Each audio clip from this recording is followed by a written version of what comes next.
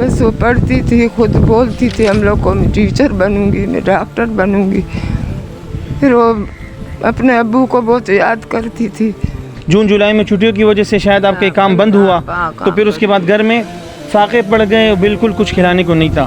آپ کو میں نے گھروں میں آ کر یہ تصدیق کروائی، آپ کو ان کی دادی کے سامنے ان کی زبانی بتا دیا کہ ماریہ کا انتقال بھوک کی وجہ سے ہوا.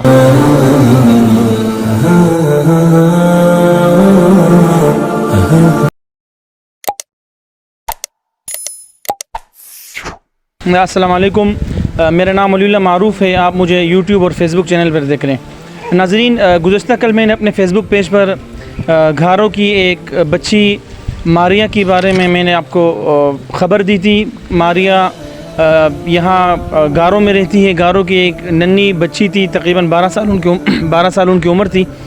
اور گزشتہ روز ان کا انتقال ہوا. رشتہ داروں میں خبر پھیل گئی، اچانک ہنستی کھیلتی ماریہ دنیا سے کیسے چلی گئی.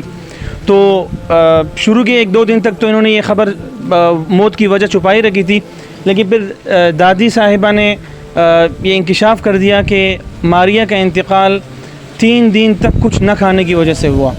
تو ہم نے یہ خبر آپ دوستوں تک پہنچائی، میں نے پوسٹ لگائی، بہت سارے دوستوں نے مدد کی. ہم نے تقریباً ان کے لیے 30,000 روپے کا راشن لیا اور 95,000 روپے ان کے حوالے کر دیے.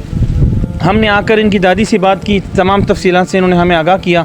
ان کا کہنا کہ ان کا نوجوان بیٹا تھا، اچھا خاصا کام کاج کرتا تھا اور لوگوں کی مدد کرتا تھا، لوگوں کو کھلانے والا انسان تھا. لیکن بدقسمتی سے نہ جانے کیا ہوا، وہ منشیات کی لت ان کو لگ گئی، منشیات کے عادی بن گئے. انہوں نے آہستہ سے گھر بیچنا شروع کیا، گھر کو ٹکڑے کر کے جگہ بیچی. ابھی ہم نے آ کر ان کی خبرگیری کی. اور ماریہ ایک بہت ہی افسوسناک خبر ہے، بتا تو ہم نہیں سک رہے کہ ملک پاکستان میں صوبہ سندھ میں ایک انسان کا، ایک بچی کا انتقال کچھ نہ کھانے کی وجہ سے ہوا ہے اور کہیں سے ان کو کچھ کھلانے والا نہیں تھا. اماں، آپ ذرا کچھ 2-3 الفاظ بتائیں ہمارے ان دوستوں کو. سب سے پہلے تو یہ بتائیں کہ ماریہ جو میں نے باتیں کی، یہ بات میں نے سچ کہی؟ ہاں، یہ بات سچ ہے آپ کا بیٹا. ماریہ بہت اچھی بچی تھی، بس وہ پڑھتی تھی، خود بولتی تھی ہم لوگ کو میں ٹیچر بنوں گی، میں ڈاکٹر بنوں گی. پھر وہ اپنے ابو کو بہت یاد کرتی تھی، ہم لوگ کو تسلیاں دیتی تھی. پھر بس اللہ کو پتہ نہیں کیسا وہ ہم لوگ کے ہاتھ سے چلا گیا.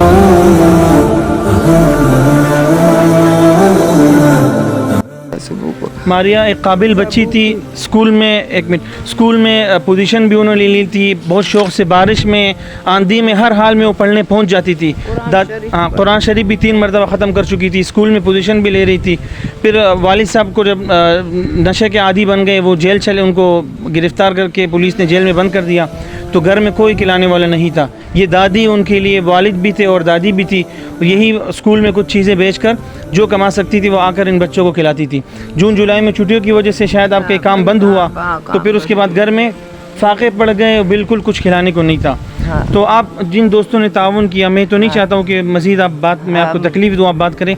یہ بتائیں جن دوستوں نے تعاون کیا ان کے لیے آپ کچھ اچھے الفاظ. ان لوگ کو اللہ ثواب حاصل کریں گا، اللہ ان لوگ کو بہت دیں گا. ہم غریبوں کے ساتھ اتنا مدد کی ہے، چھوٹے بچے کھا کے پیٹ بھریں گے، اللہ ان لوگ کو آمین شفا دیں گا. آپ دوستوں کی امانت تھی 1,25,000، تقریباً 1,26,800 روپے تک.